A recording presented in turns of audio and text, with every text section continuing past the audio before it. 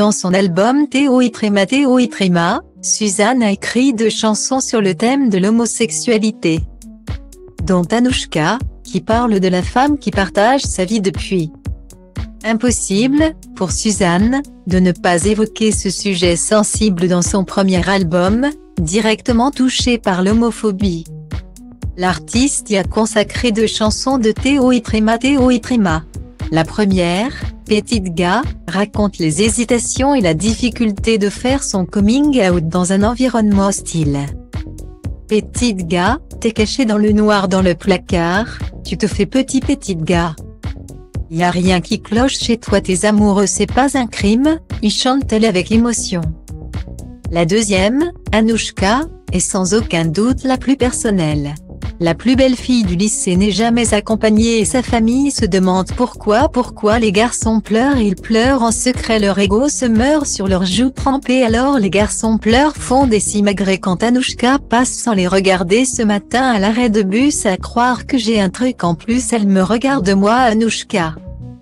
Déclame Suzanne, racontant en chanson ce qui ressemble fortement à son histoire intime. La Anouchka de Suzanne travaille dans le secteur médical et les 2 femmes, qui se sont rencontrées au lycée, partagent le même toit depuis plusieurs années, avait révélé Libération dans son portrait consacré à la chanteuse. En février dernier, cette chanson entend aussi casser certains clichés, comme celui voulant qu'une fille devienne lesbienne suite à de mauvaises expériences avec les garçons, avait précisé Suzanne au quotidien. Ce vendredi 16 juillet, dans Voici, l'artiste revient sur ces 2 chansons qui dénoncent l'homophobie. Je n'aurais jamais pu écrire ces 2 chansons si je n'avais pas vécu ce rejet que l'on peut sentir quand on est homo, nous confie-t-elle. Si Suzanne a eu la chance de ne pas le vivre aussi violemment que d'autres, elle sait que ce n'est pas le cas de tout le monde. C'est pour ça qu'il est important de communiquer, qu'il y ait des Bilal Hassani, Oshi, Angèle, Pomme ou moi pour mettre des mots là-dessus, précise-t-elle. En tant qu'artiste lesbienne, elle ne peut rester silencieuse face à l'homophobie, surtout quand la sensation de danger s'installe avec certaines manifestations. Quand je vois tous ces gens qui prennent le temps, en pleine pandémie mondiale, de descendre dans la rue pour manifester contre les droits des homosexuels, c'est effrayant, dénonce-t-elle dans Voici.